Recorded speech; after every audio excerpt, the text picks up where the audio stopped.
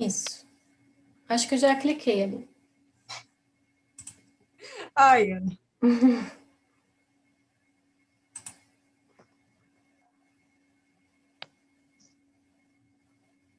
Agora acho que está dando certo.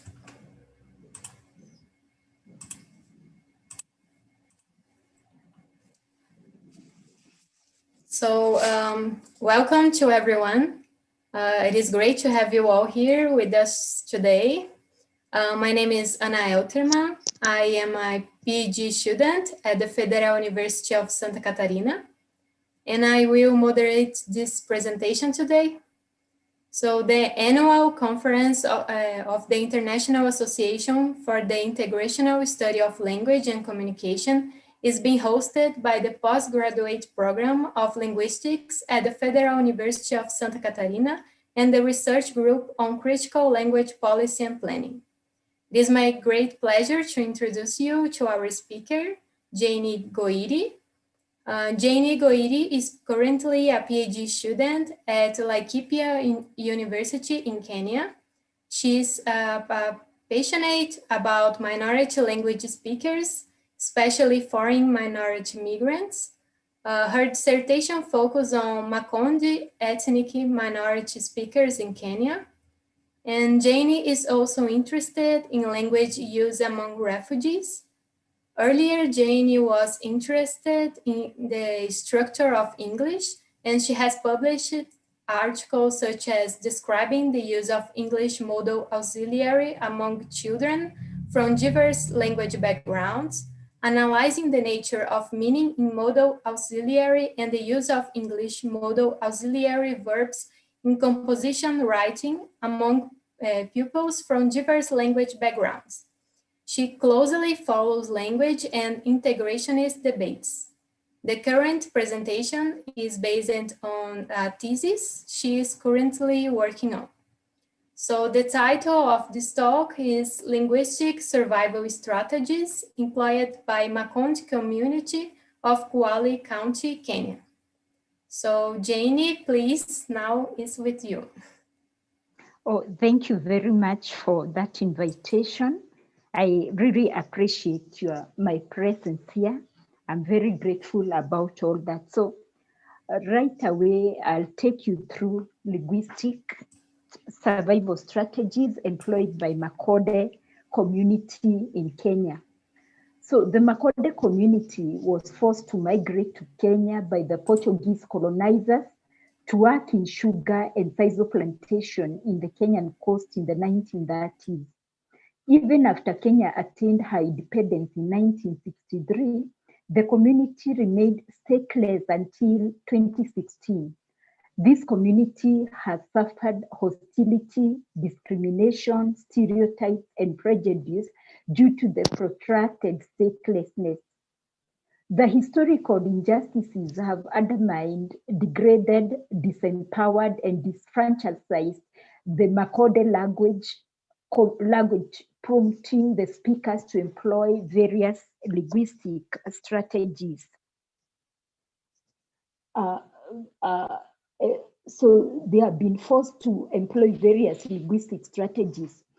Although there is literature on linguistic survival strategies employed by migrants, there is a gap of knowledge on strategies employed by this particular community, which is very culturally rich. It is this gap that this paper hopes to fill. The paper also addresses consequences of linguistic hegemony, a colonial heritage enacted in highly multilingual Kenyan context. It calls for rethinking and reconstruction of the linguistic narrative suitable for Kenyan languages in their linguistic ecology. A narrative that will help embrace diversity of languages and appreciate their uniqueness and beauty in expressing the community's knowledge system, cultural values, mutual dependency. Linguistic integration is vital for such harmonious living. So this paper shall address the need for linguistic integration. Globalization and migration is a norm, and therefore, integration of foreign minority migrants should be adequately addressed. So the paper thus addressed the need for such integration.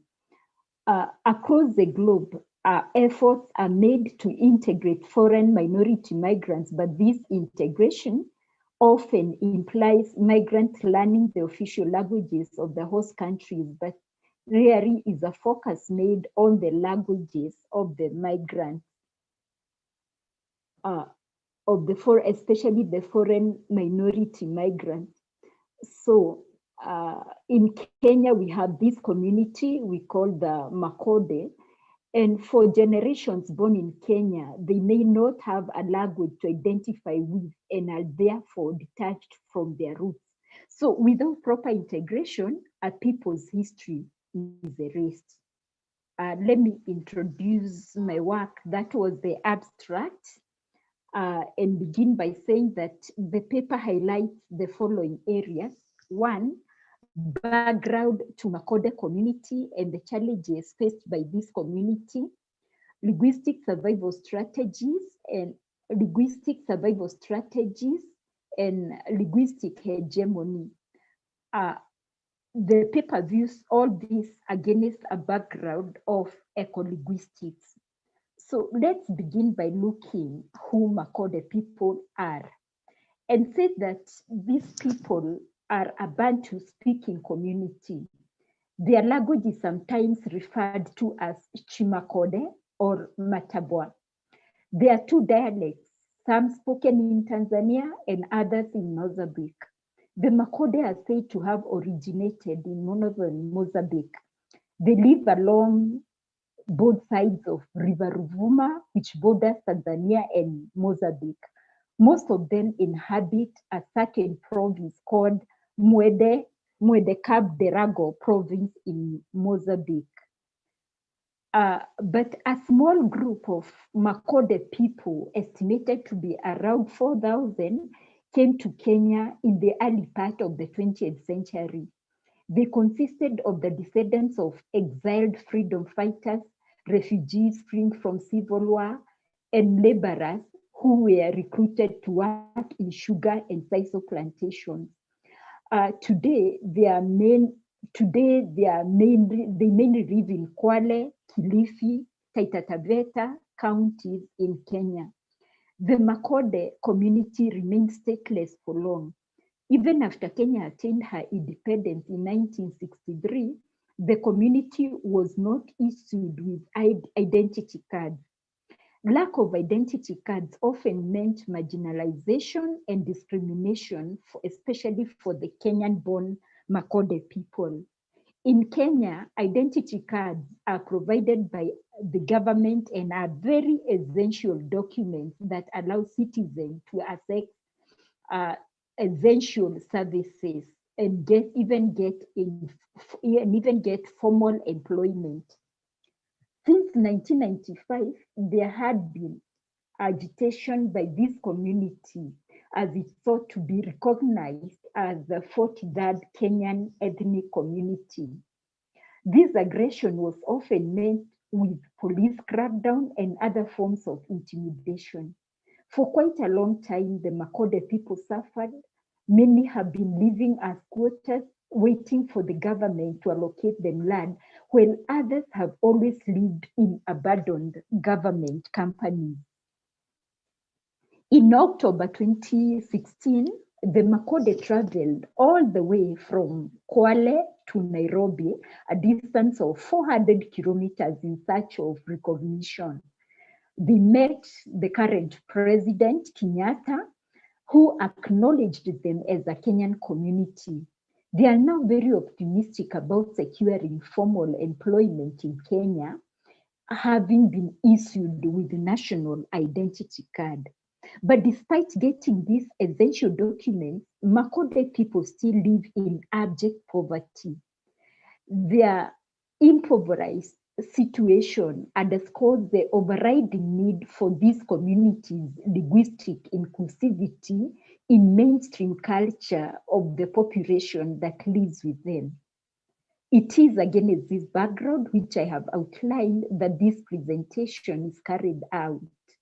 Owing to their background, the Makonde people face a myriad of challenges, some of which are outlined in the subsequent subsection of this paper. So let's now look at those challenges faced by this community as part of that background I've already given. International Covenant on Civil and Political Rights, Article 27, defines minority language group as numerically inferior to the rest of the population of the state and who are in non-dominant position. Minority language groups are recognized as nationals of the state who possess ethnic, religious, and linguistic characteristics. They are autochthonous minority and migrant minority language communities. Both of these categories have manifold challenges they have to grapple with. The latter are more vulnerable to challenges because besides being a language minority in their host countries, they also have a foreignness that is abhorred by majority language speakers. This is what Makonde migrant community experiences. Minority migrant language speakers often lose their identity. Ngugi wa Thiong'o asserts that language is a carrier of civilization, the mode of self-expression, self-determination, and identity. Language is therefore self-defining, and therefore losing it is losing oneself. According to the African Commission on Human and People's Rights, denial of a people's language is deprivation of an individual's identity.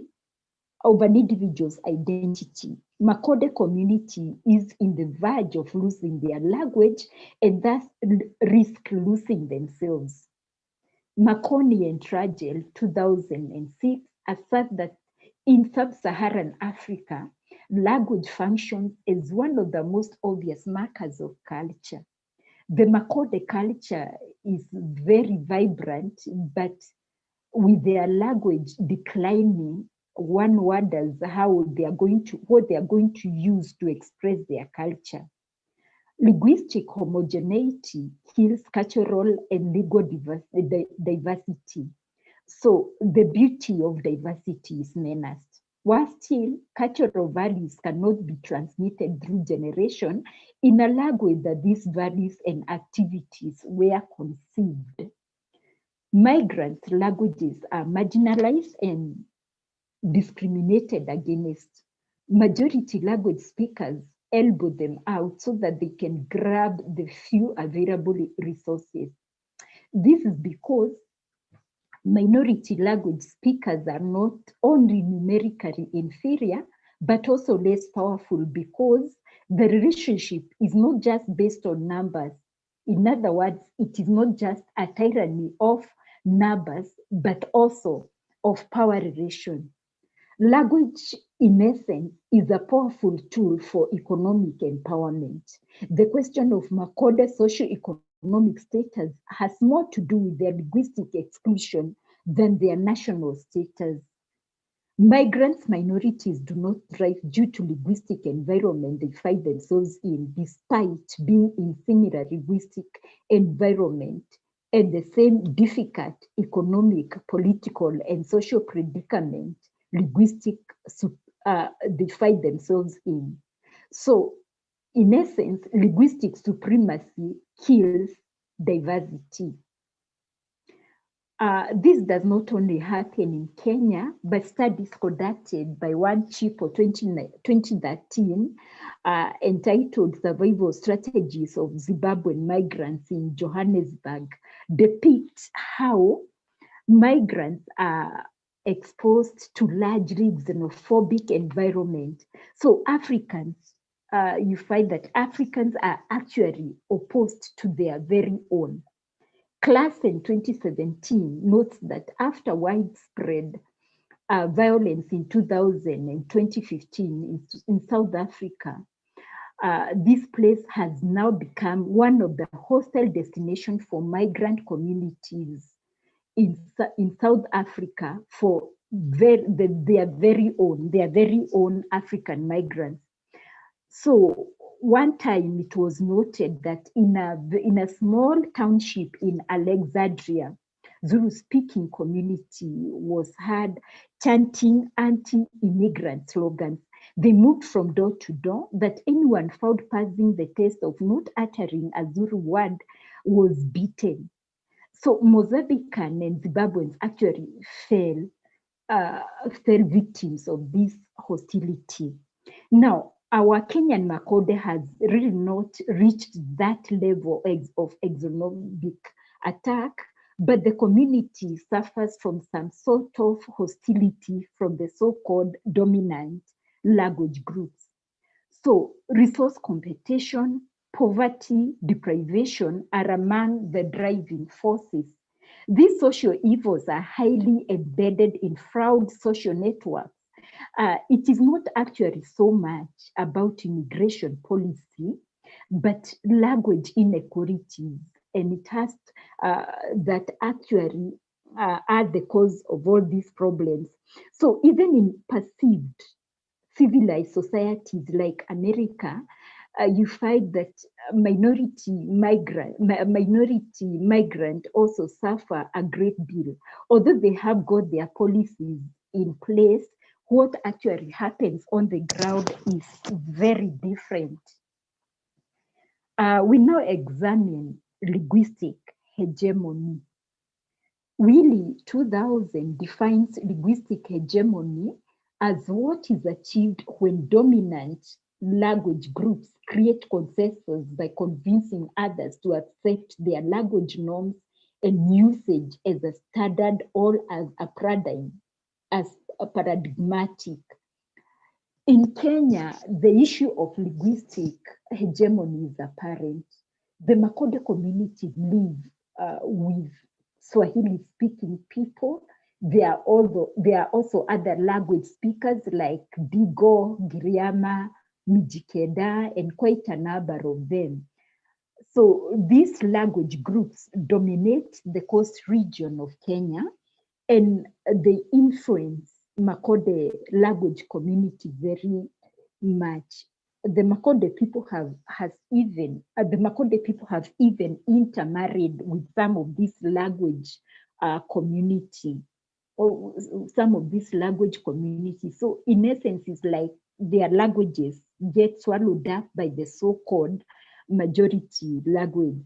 So one would expect that African languages to relate horizontally, but this is not the case, since it seems that even where languages are very common, like there are Bantus in the coast, Makonde too are Bantu, you find that the same sub-communities actually meet much hostility against their very own. So there should be a paradigm shift, either rethinking and a reconstruction of a new narrative is ever going to be achieved. So such reconstruction of such a narrative must take cognizance of the peculiarity of all languages. Linguistic hegemony in Kenya has its roots in colonialism. Before colonialism, language communities would carry out barter trade without anyone feeling superior to the other.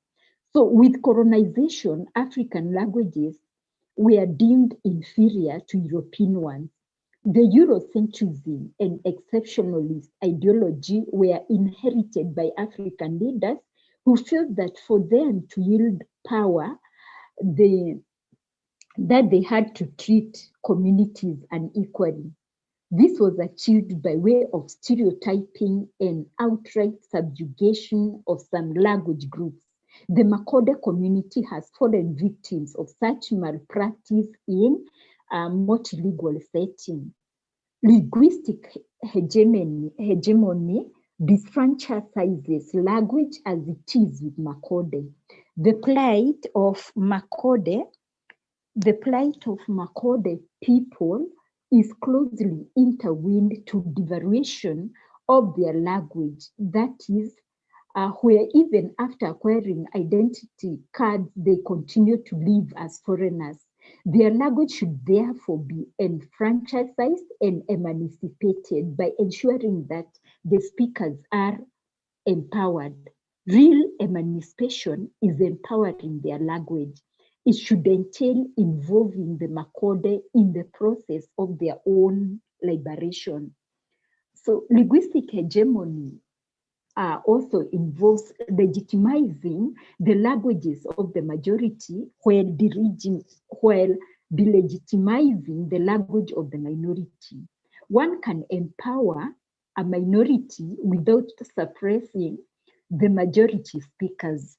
In multilingual situation, as is in Kenya, languages should be left to flourish in a non-competitive environment. Linguistic hegemony in Kenyan context has devalued the Makonde language and they have been divorced. It is paradoxical that Makonde themselves believe in subjugation of their languages. They support either consciously or subconsciously the majority speakers in public, though in private, this community is a very conservative one and one determined to preserve their language. So they have very rich cultural values and actually they sustain devaluation of their language. So the Makonde community has become parochial and powerless. Parochial, so to mean that because they have been so much suppressed, they appear, there's a situation of helplessness and hopelessness. It is, however, important to note that this community has resisted forms of their language degradation as they assert their presence by way of expressing themselves in Makonde language and making artifacts that affirm indeed they reminiscence their past in Mozambique. Detachment from their homeland and lack of recognition in the host country makes linguistic integration paramount. There is much beauty in Makonde language, and employing approaches that are geared towards assimilating them is tantamount to linguicism. I now examine linguistic integration. Closely related to the issue of linguistic hegemony is linguistic integration. Linguistic integration is a complex process which involves an individual adjusting to another community. It entails migrants' inclusion in the new language environment. This affects both migrants and the locals. Migrants' languages may be suppressed or denied the right to thrive. The coming of new languages trigger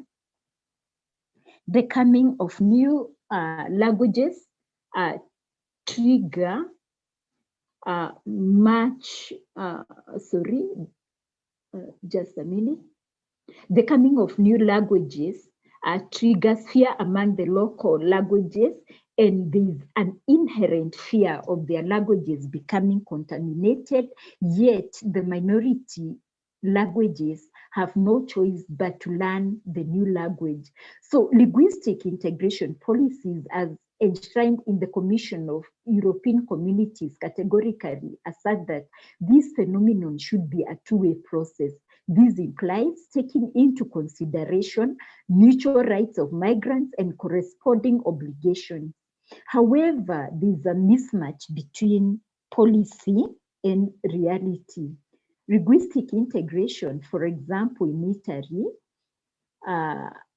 linguistic integration in Italy, for instance, and in most countries in Europe, is unidirectional and assimilative. In the 1990s, there was compulsory learning of Italian languages, and although long-term immigrants were supposed to show certified knowledge of their languages, it was more on policy than on document. In Kenya, the Makonde language speakers are not forced to learn the languages of their dominant communities, but they do so for their own survival. The Kenya Constitution does not recognize immigrant languages. It emphatically states that stateless immigrants should have adequate knowledge of Kiswahili or a local dialect. The Constitution is silent about migrants' languages. On the issue of linguistic diversity, it states that cultural and linguistic diversity should be promoted, but does not really explain how this can be accomplished.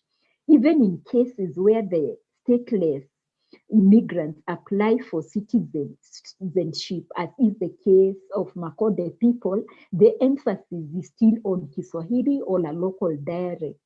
It is ironical because Kenya prides herself in legal diversity.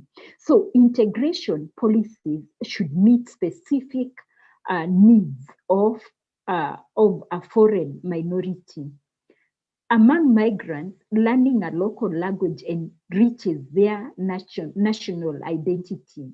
This is especially the case with migrants who have been stateless for long. They need to know a language that will help them survive in the new land.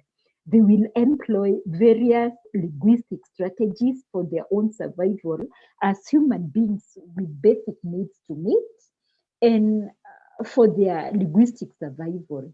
They may feel that languages of the local people threaten survival of their languages and subsequently their cultural identity. Stateless migrants have several issues to grapple with, and they are torn between the search for national and cultural identity. They are conflicting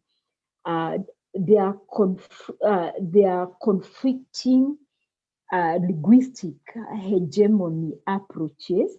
One such, they are conflicting linguistic.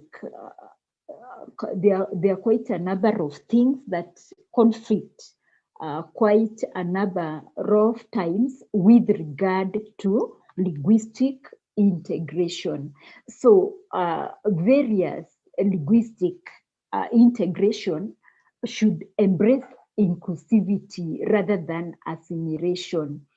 So the approach of integration often leads to suppression of languages. So for Makonde community, assimilatory approaches have been used, but resistance towards such approaches has made this community retain its linguistic beauty through the centuries, at least for the first generation of these minority migrants speakers.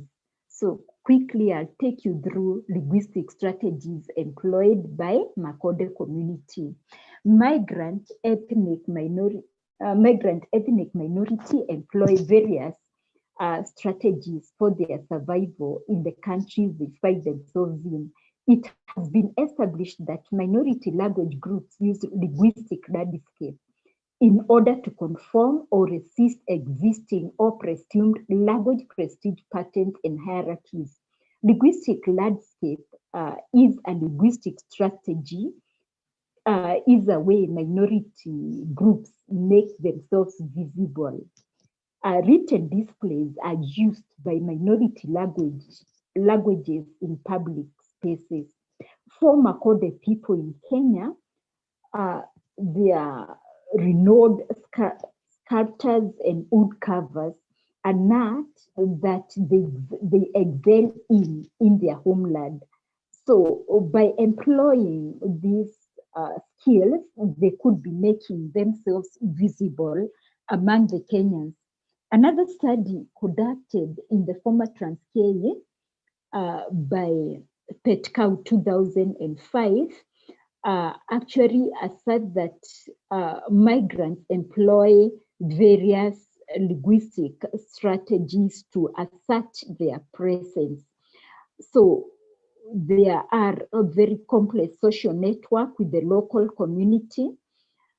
In this particular study, the foreign migrants are discriminated against, and they cannot get the right documentation. So in order to survive, they employ various strategies, which include learning a local language, adapting their social life of the locals and the manner of dressing, even copying their hairstyle or even walking style. So although Makonde people are now Kenyan citizens by virtue of the identification document, they employed some of these linguistic strategies as a way of surviving and getting their livelihood. The studies actually affirm that indeed marginalized communities employ different survival strategies, and some of these strategies are probably employed by Makonde. Now, finally, I look the framework in which this study is based. So this dissertation is actually based on ecolinguistics, which is a framework of study first conceptualized by Haujin in 1972, in which he defines it as the interaction between any given language and its environment. Ecology is a metaphor borrowed from biology and compares ecological relation between certain species of animals and plants with their environment. So he argues that just as these species relate with their environment, so does their language. The key concepts in this discipline are interrelations, networking, language diversity, and a holistic approach to language study. Makonde community actually falls their integration, their relating with local communities actually can be explained by following this framework, ecolinguistic framework. So this approach has 4 major approaches. I'm not going to discuss all of them, but the one that actually relates most to Makonde people. So the most main approaches in ecolinguistics are symbolic, natural, socio-cultural, cognitive ecology, but this current study focuses on symbolic ecology. So symbolic ecology is an approach that investigates coexistence of languages or symbol system within a given area. So in this sense, a language environment are other languages. So the main concern here is to examine how languages coexist and interact in an interlanguage ecology in a given geographical area.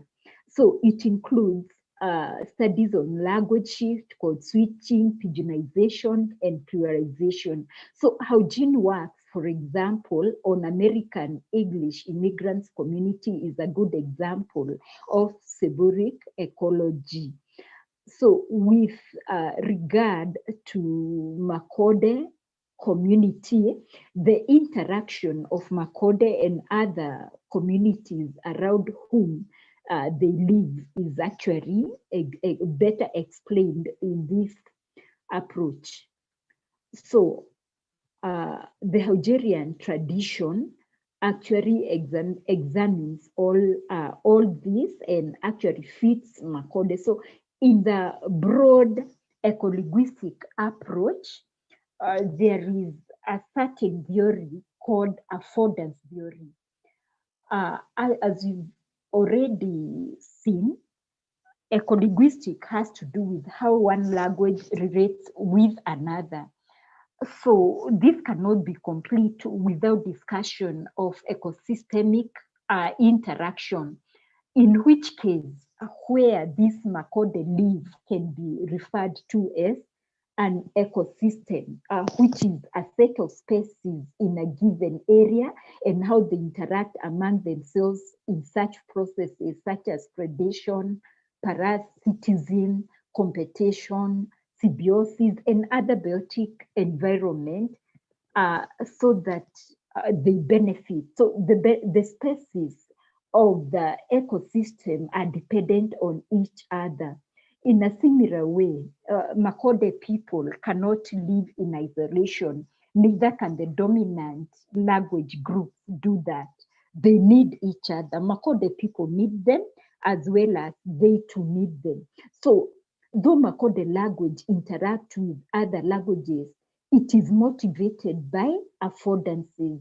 By the term affordance, Gibson actually meant what the environment provides. So what actually happens is that Makonde community might want to retain their language, but they also need the languages of the local community because of the affordances it actually provides them with. So they will end up, they are going to use the languages of the local for their own survival.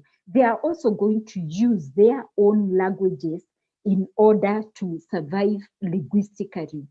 So as it is in this biological setup, it's like a situation of small fish eating the big fish. In this case, Makonde language being the minority language can actually be subsumed by other larger language groups. And that is why the integration policies should actually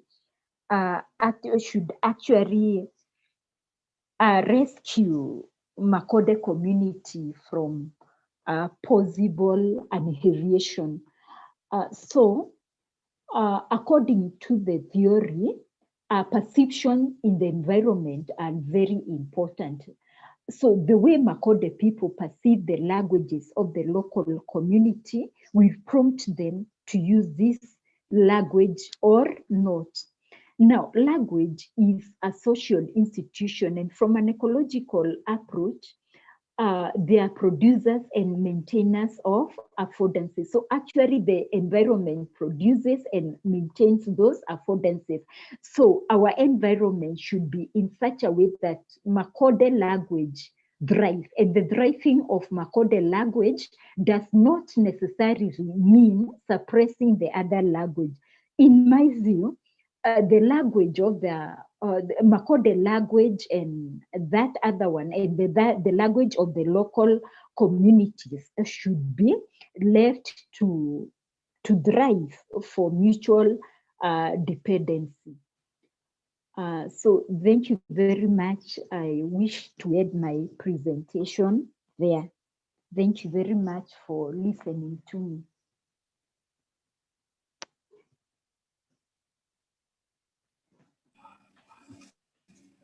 Thank you, Jane, for this inspiring talk. Welcome. I appreciate. There are some comments and questions on the chat or on YouTube. I will read them for you, okay? Yes. And feel free to answer or comment if you want. So Cristine Severo thanked you for your interesting presentation, and she asked if you can share more information about the effects of Portuguese colonization on the Makonde community. Okay. Do I answer that one first? Yes, you can answer if you want. Okay. So thank you very much. The Makonde people were actually first colonized by Portuguese when in Mozambique. And the Portuguese were mainly traders, and they had some interest in Kenya. They began some sisal and sugar plantations. So they wanted labor, they wanted people to come and work on those sugar and sisal plantation.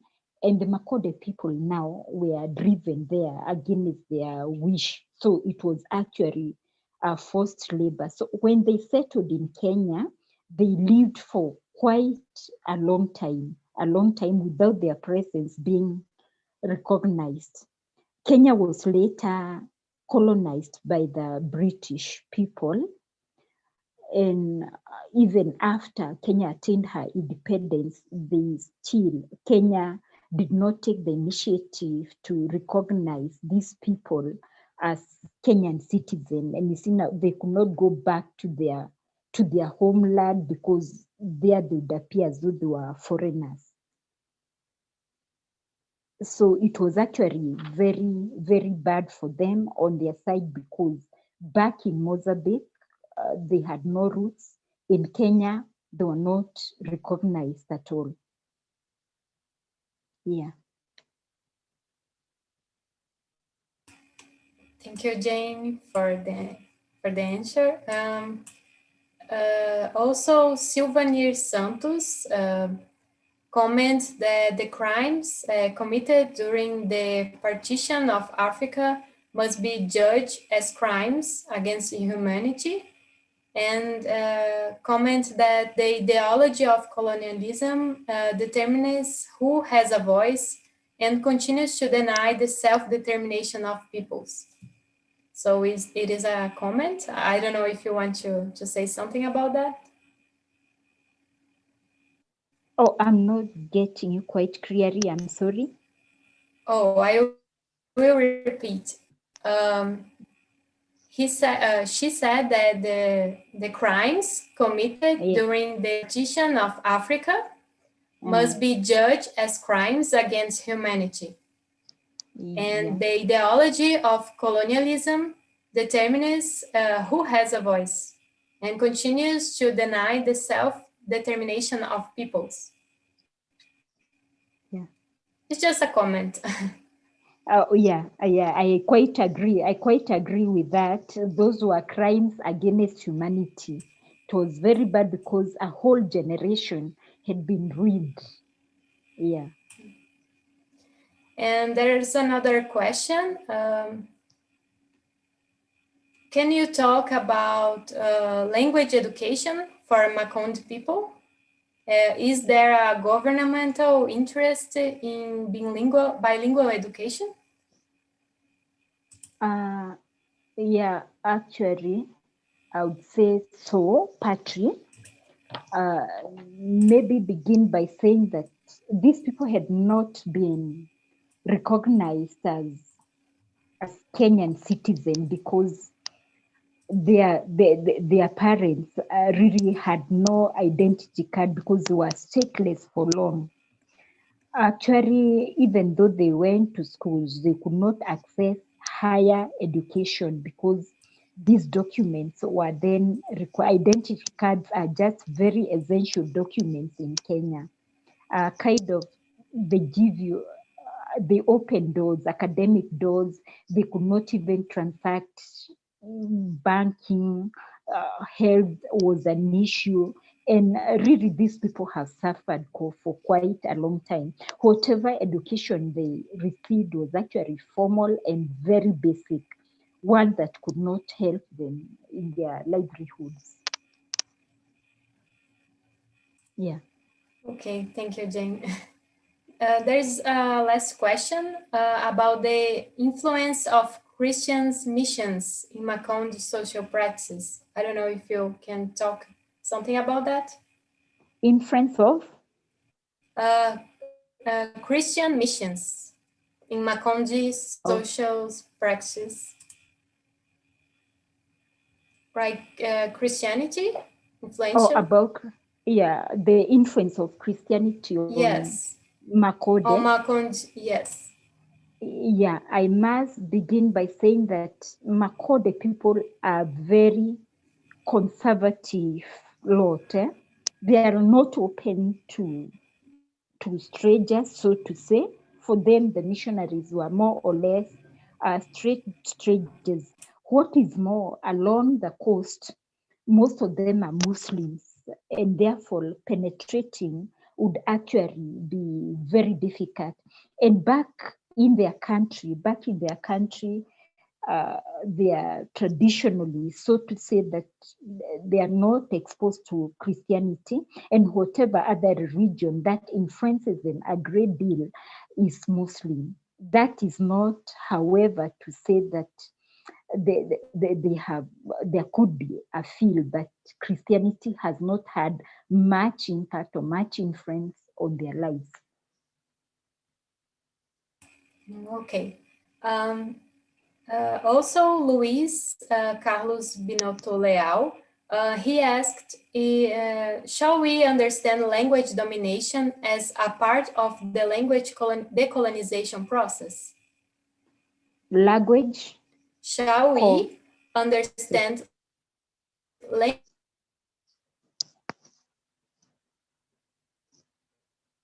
domination as a part of the language?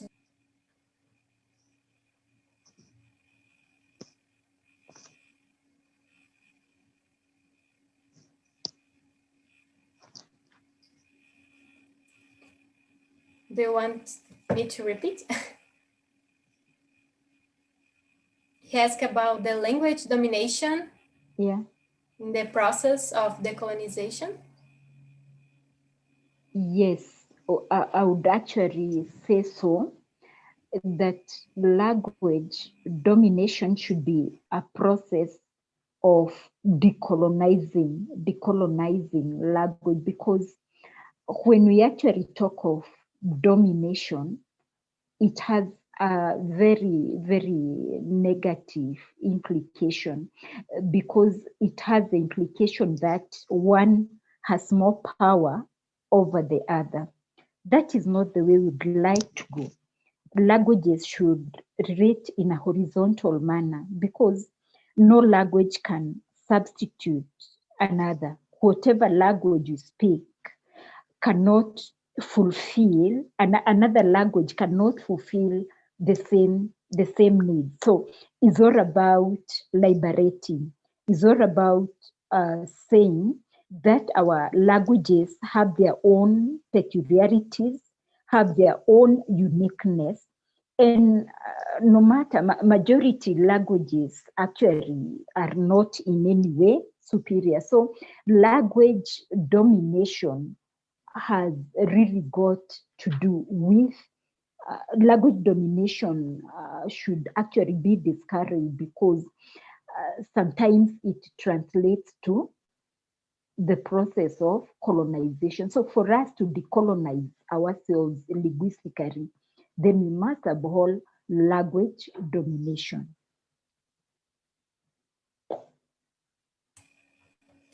Okay, thank you, Jane. Before we finish, I would like to remind everyone to go to the Language Policy Research Group channel on YouTube and check the future talks of this conference. There are several fascinating critical discussions on integrationism and language ideologies. And so, Jane, would you like to share some final words before we finish? Yeah, thank you very much for this opportunity. It was actually my first time, and I must say that I enjoyed it very much. And thank you so much for your comments, for your contribution. I'm looking forward to such a discussion once more. It's been very inspiring, very eye-opening. I'm very grateful about all that, and your comments, your questions have really enriched my dissertation. I'm very grateful for that. Okay, thank you, Jane. We are very grateful too.